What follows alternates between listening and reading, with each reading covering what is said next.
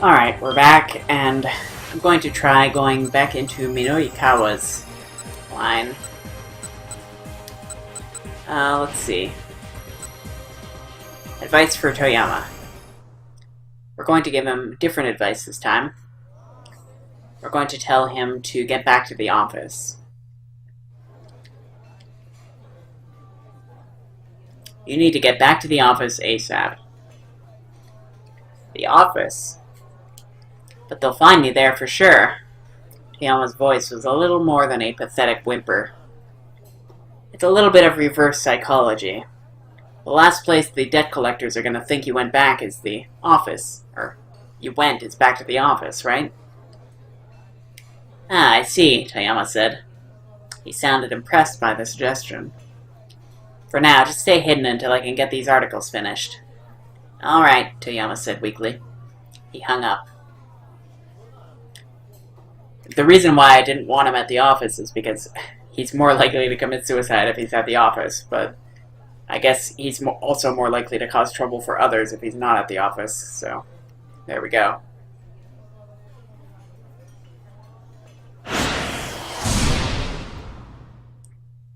So, now that that's done, I wonder if that changes anything in Tama's story. I doubt it. Right? Yeah, no, it doesn't change anything.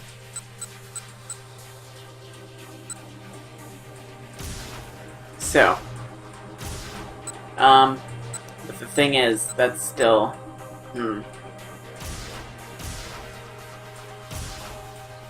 Okay, that's not good. Well, in that case, we don't actually know how to fix this, so for now we're gonna let's tell him to get back to the office. For now. And what is this choice?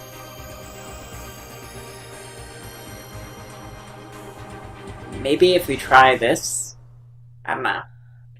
I don't think it'll make a difference, but we'll try just ignoring it.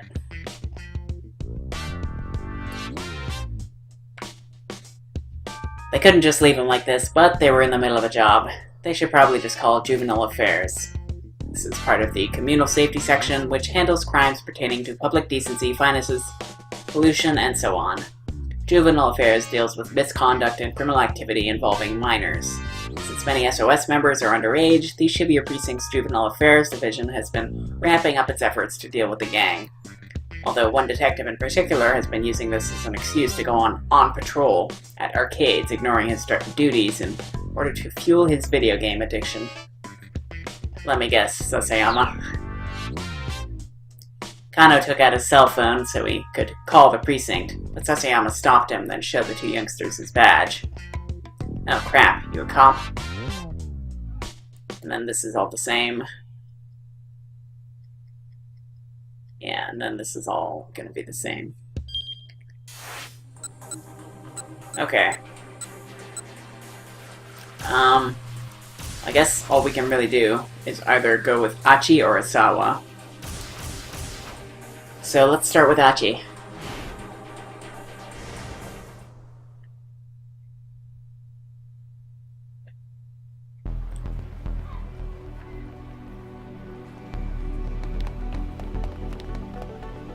Achi and Hitomi scampered through the back roads along Center Guy, white sneakers and pumps slapping on the pavement. Achi kept his eyes peeled, continually checking ahead and behind as they darted through the gaps between the buildings. Finally, they stopped in a narrow alley. There's no way he'll find us here, he said. No one knows about this place. He took another look around, then let out a sigh of relief. It seemed they'd managed to shake the gunman for now.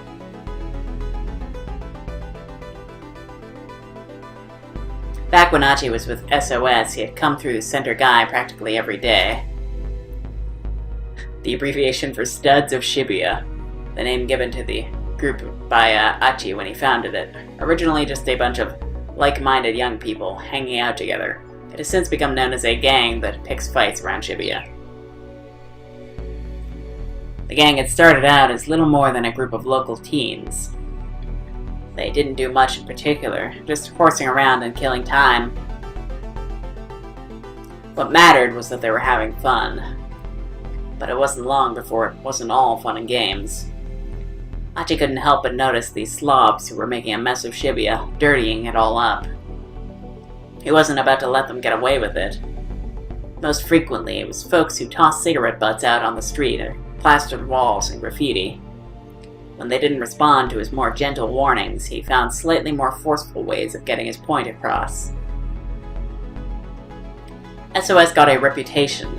Street punks started trying to pick fights with his members. Those guys required a bit more force to handle. And when it came to the worst of the lot, the drug dealers, the muggers, the guys who tried to force themselves on women, it was full-on battle, no holds barred. Before long, SOS had established itself as something of a vigilante corps. Soon it became known as one of the biggest gangs in Shibuya. "Let's lay low here for a bit and see what happens," Achi said. The alley where they hid was like a dimly lit chasm, obscuring them from view. The only problem now was figuring out what to do next. They needed to find that blue van again, which meant figuring out the best way to get back to Doganzaka without the man with the cane catching them once more. "Achi," Hitomi whispered. "I think I can handle myself from here." She got to her feet and gave Achi a deep bow. "Whoa," Achi held up a hand. "We've been over this already. You're not gonna be okay. That guy has a gun. If you let her go up against that assassin alone, he might as well be the one to pull the trigger himself." "Thank you so much for everything you've done for me," Hitomi continued as if she hadn't heard him. She started to shuffle out of the alleyway.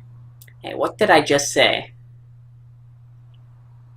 "Really, Achi, I appreciate your concern, but I can't in good conscience put you in danger anymore. But, I mean..." Achi tried to press the point, but Hitomi cut him off. "There's no good reason for you to risk yourself to keep helping me." Her tone was resolute. Achi knew she had a point. He decided to back off. I feel like this is like too obvious that we should be determined to help her anyway and refuse to back down, but I kind of want to see what happens if we do this. Achi knew she had a point. He decided to back off. Just then, a bit of light shone into the alleyway from above. It looked like someone on the adjacent building's upper floor had turned on the lights. Someone. Tama. Oh. I think I have a theory of what's going to happen here.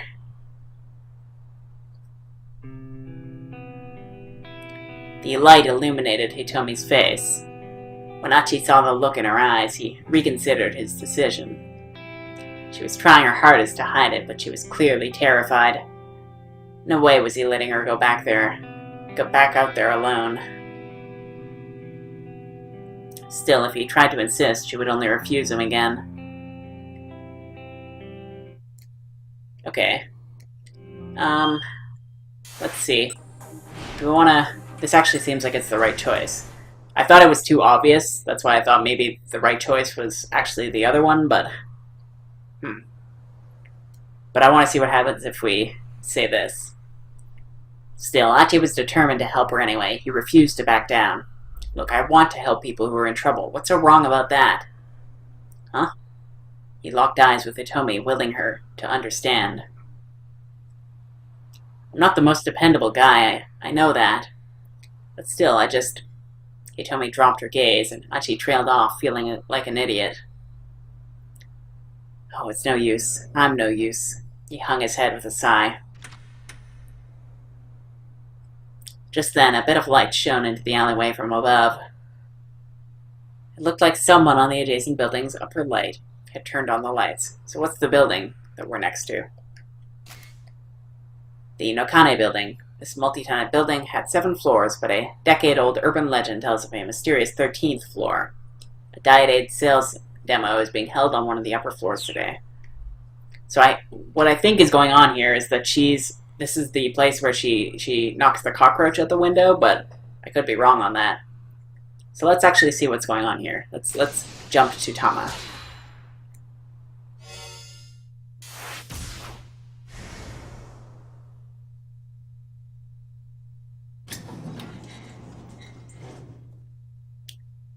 The storeroom door opens with a rough, grating sound.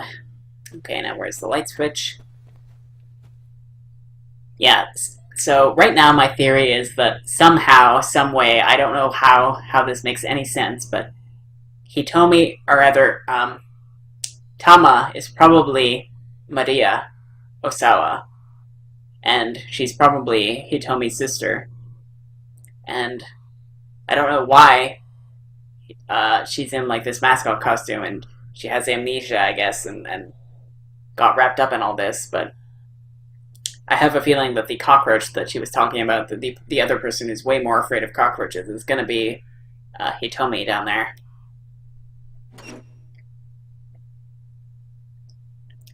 Okay, we've seen all this. So, need to act fast. We'll challenge it to single combat again. Okay, wait. We've jumped, but we're still in a keep out, so that didn't really help us at all. I don't know why this jump exists. Maybe if we don't challenge it to single combat? Maybe if we do something else here?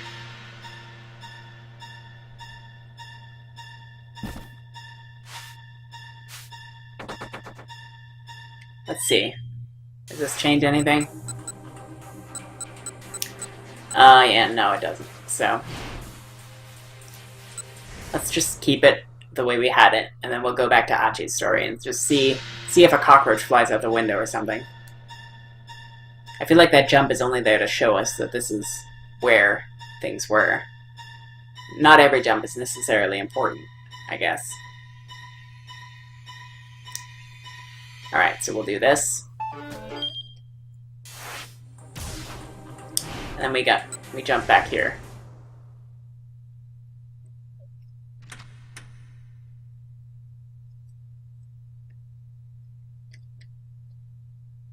Looked like someone on the adjacent building's upper floor turned on one of the lights.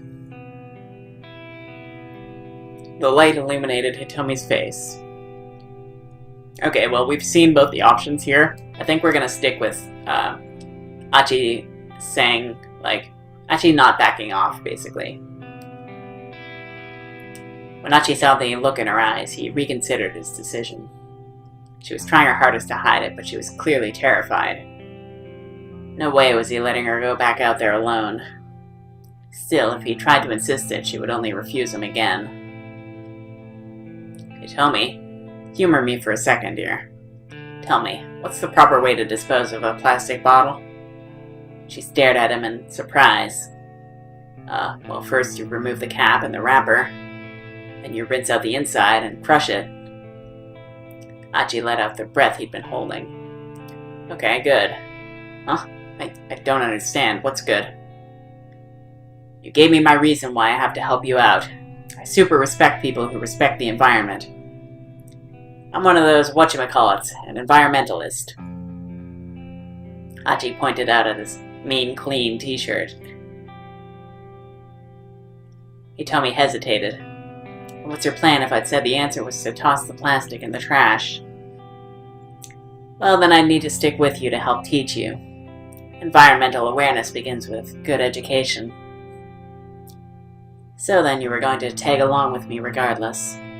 Look, I'm just super pumped to learn that you care so much about proper recycling. Achi cracked a huge grin. Okay then. Okay. If you're really that sure about it, I guess I could use your help a little while longer. Hitomi flashed him a little smile. Man, she's so cute, Achi thought.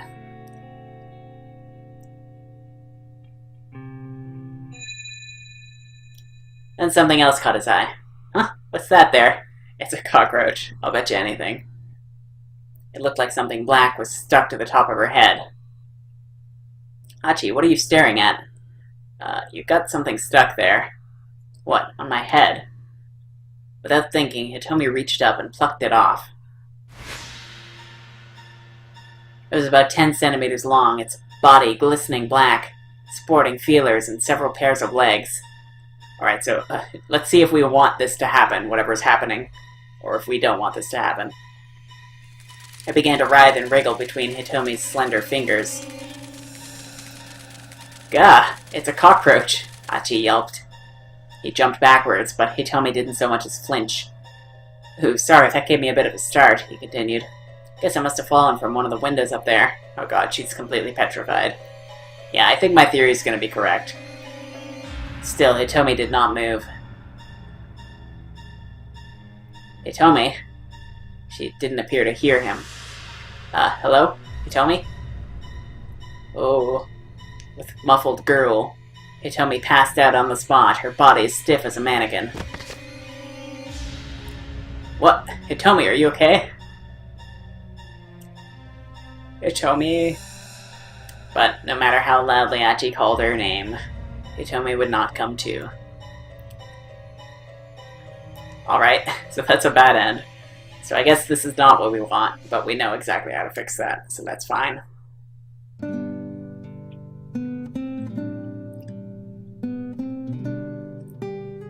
And the end, she's dead. From that day onward, Achi devoted even more of his time and energy to collecting trash. It became his personal passion to see that his city was a clean one, devoid of cockroaches. That was the mandate he had been handed, or if nothing else, his atonement.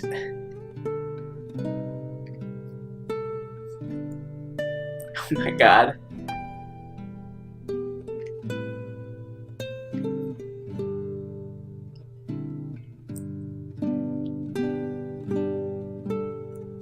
Alright, so actually I should have... Well, I'm gonna read the hint, just because I know exactly what we have to do there to prevent that. So I'm curious what the hint says.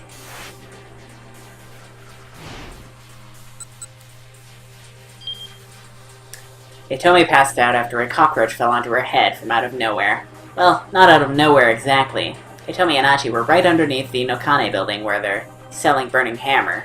A cat and a cockroach had been fighting it out on one of the upper floors. The cat was victorious, but if it had run away instead, things would have turned out differently down below. Yeah, exactly. So, let's just quickly do that. Then we can go back to whatever's going on there.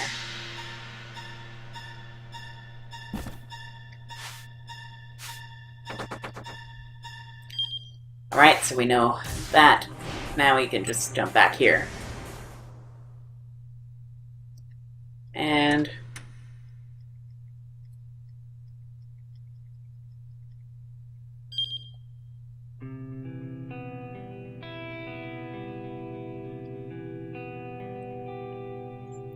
Hitomi flashed him a little smile.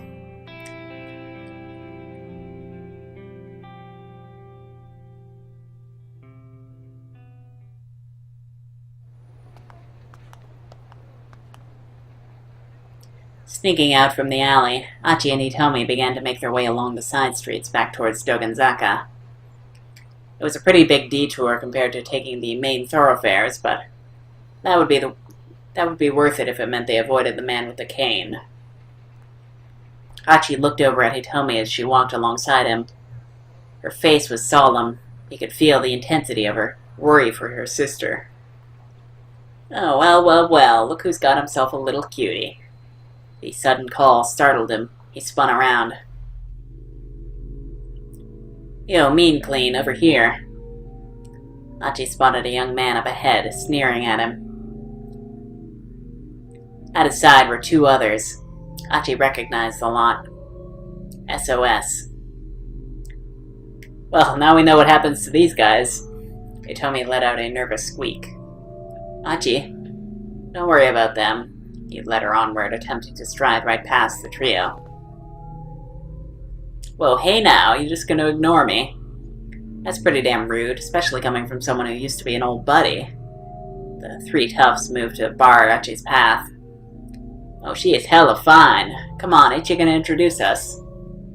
Extremely attractive. The The etymology of hella is somewhat unclear, but its meaning is undisputed. Very, a lot of, totally, and the like. Potential synonyms for hella fine include mighty fine, fine as hell, and bangin'. Sorry, man, Achi said. I'm in a bit of a hurry here. He gave them a tepid smile. A big hurry, huh? Where to? Some love hotel in Mario Macho? Too rich, another chimed in. She a screamer, Achi? Achi! Take a stereotypical way to poke fun at a would-be amorous couple. Now take Achi's name. There you go. They burst out howling like a gang of monkeys. One of them cackled like a grinning idiot. Achi! Achi! Achi! Achi felt his anger boil. These guys were in sore need of a major ass-kicking. Let's ignore them if we can. It'll mess with Kano's story a bit, but that's fine. There was too much at stake. He was just gonna have to suck it up and ignore them for the time being. Gritting his teeth, he tried to slip past them, but the largest of the three grabbed him by the collar. You ran out, man. Susuma's the one who runs this town now. You got no right to keep acting like you're the boss of us. He shoved Achi up against the wall. Says who? Achi asked. Susumu. Say what now? Did Susumu say I've got no right to act like the boss? Bitch, please. Susumu ain't got time to worry about your sorry ass. Oh, is that so? Achi's fist flashed out, catching the man clean on the jaw. He dropped to the ground with a dull thud.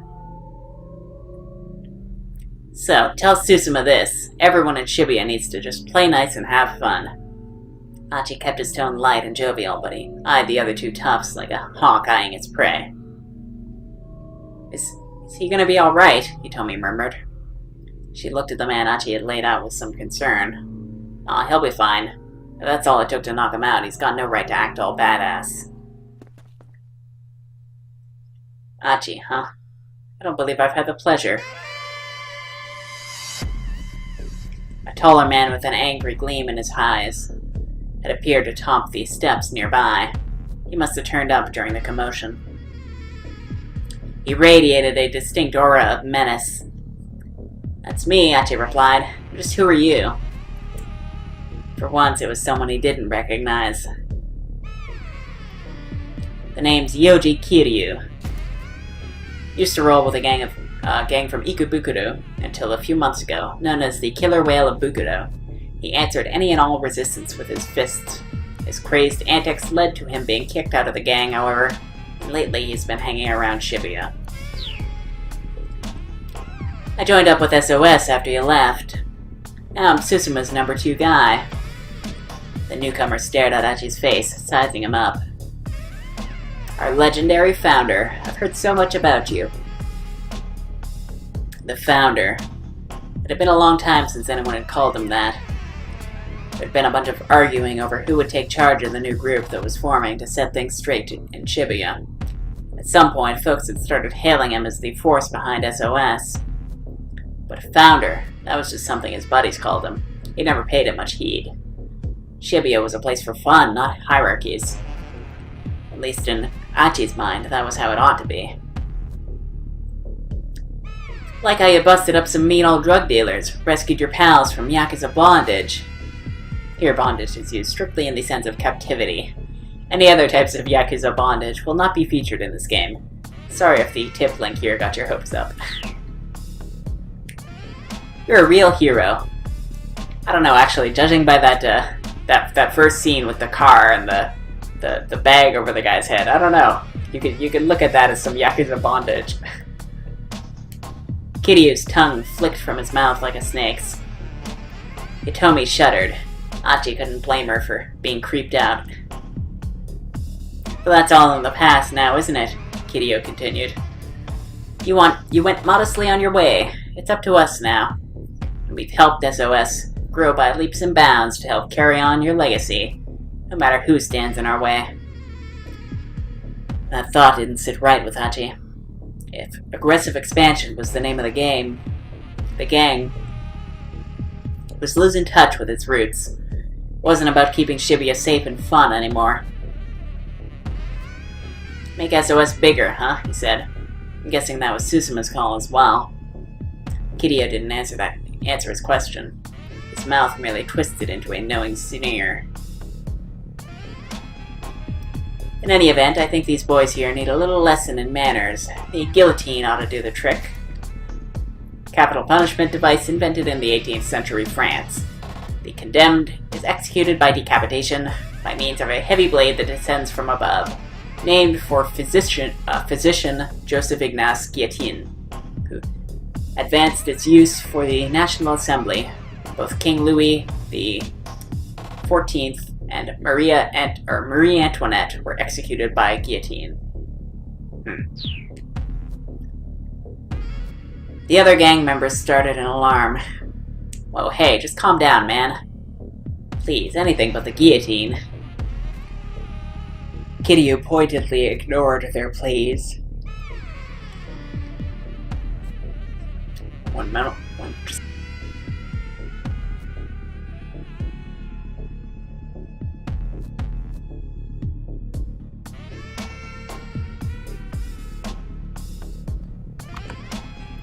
There we go. Whoa, hey, what's the guillotine? Achi asked. Kiryu smirked. Guillotine is the guillotine. For me, worms. Without a glance back, Kiryu strolled away. His two underlings followed him unhappily. Achi wondered what lay in store for them, but right now he had more important things to worry about. Come on, let's go. He took Hitomi by the hand and they were back on their way.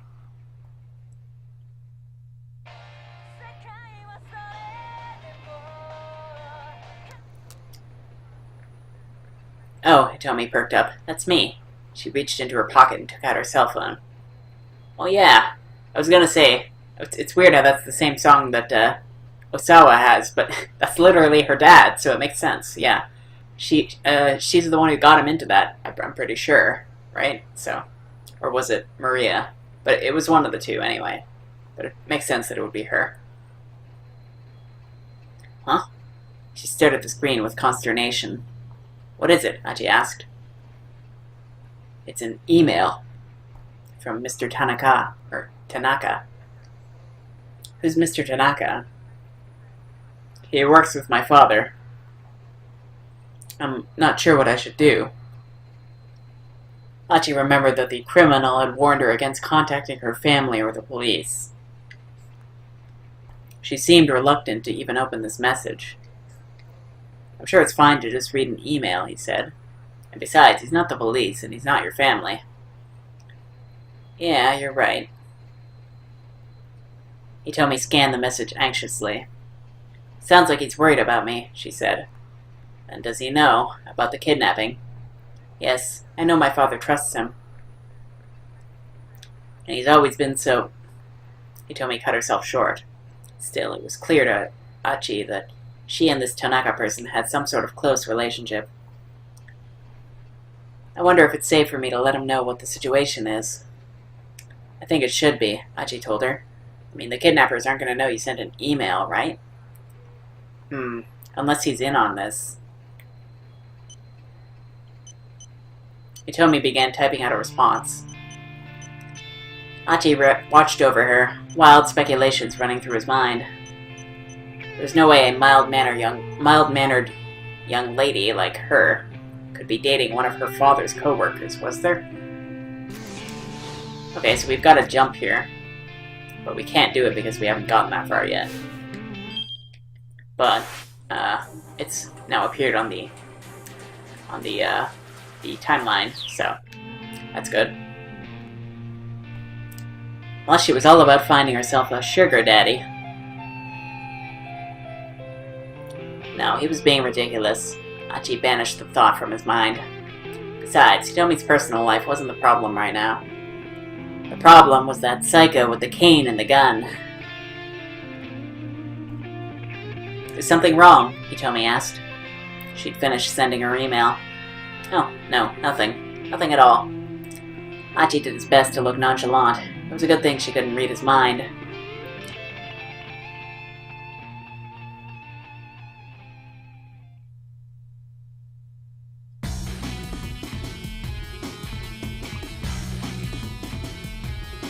They exited Cinder Gai and resumed their approach toward Dogenzaka by way of Mariyomacho. Whoops. There are many hotels in Mariyomacho. These are not ordinary establishments, but rather the sort of hotel where two people who are so inclined might redacted. A couple heading to this sort of place in the early afternoon would, without a doubt, be assumed to be bent on redacted. You might be wondering whether an option for these two to get up to mischief will appear as a selection prompt. Well, don't get your hopes up, this isn't that kind of game. Yeah. Another long detour to decrease their odds of running into the gunman. They made an unlikely pair. Scruffy Achi, limbs lackadaisically swinging to hide his embarrassment, and brisk, purposeful Hitomi. Achi found himself watching her out of the corner of his eye. He could still feel her anxiety. He wished there was some way he could ease her fears. Hey, Hitomi, mind if I asked you something? Sure, go ahead. Okay, so I realize this might be kind of a weird question, but he put on a serious face. What does the eco and eco-friendly mean? Huh? I know it's about helping the Earth and all, but I don't know what it really means, you know? I guess ecology, ecosystem, I'm not sure what exactly, the root word of it is, but... I don't know why economic has the same prefix there, but I don't know. Hitomi thought for a moment. I'm pretty sure it's short for the English word ecology, which is the science of examining the relationship between man and nature. I mean, obviously I knew that, but... A subset of biology that deals with the reciprocal relationship between organisms and their environment. Nowadays, the term can also refer to cultural and social effects on the global environment. The latter usage can be broad and imprecise, making the exact meaning somewhat difficult to define. Although this question makes more sense for him to ask, because in Japanese, they would be saying the word eco in English, and not everybody has, great English over there, so they wouldn't exactly know what it means. Alright, science. Pleased with himself, Achi chattered on excitedly. A faint smile crept back onto Hitomi's face. Say, you ever hear about the clean river here in Shibuya? A clean river? In Shibuya, really? Ask 100 youngsters outside of Shibuya Station that same question, and you'd probably get the same answer 100 times. Yeah, the Shibuya River. You know, that drainage channel we saw earlier. Wait, that? That's the clean river you're talking about? By no reasonable definition was the Shibuya River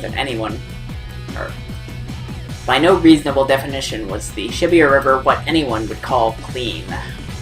That's the one, Achi grinned at her confusion. See, the river used to be clean a long time ago. I read about it in this old book called Science Strikes Back. A popular monthly magazine, abbreviated SSB. Super Smash Brothers? The series has been running for 29 years now, but the Strike Back appendix is still immensely popular with children. The woman who handles the home deliveries is known as the SSB lady, and children wait excitedly on the 25th of each month for her to make her rounds. I used to have that book, Hitomi chirped, her eyes wide with excitement. You're talking about the bit with the river that got turned into a song, right? Famous 1912 song Haru no Ogawa, the Spring Brook, with lyrics by Tatsuyaki Takano and music by Teiichi Okano. It is said that the song was inspired by the view of the upper course of the Shibuya River during Takano's childhood. In the modern day, there is a stone monument bearing the song's lyrics alongside the Odaku line between Yoyogi Hachiman and Sangubashi. Yeah, that's the one. You read it too. I did. Achi felt a giddy rush at this unexpected connection they shared. Imagine if there was still a clean, beautiful river here in Shibuya. It'd be the perfect place for taking a romantic stroll. Hitomi looked up at Achi. She seemed to share his joy in this idea. Wouldn't it be amazing, Achi said, if that dirty little channel could be clean like it used to be? It would. Maybe as amazing as the look on Hitomi's face right now, Achi thought. Hitomi, tell me some more ecology stuff. Hit me with whatever you got. She seemed happy to oblige, and so as they walked along, Hitomi explained the bits of knowledge she'd picked up over the years. Achi was quiet, hanging on her every word.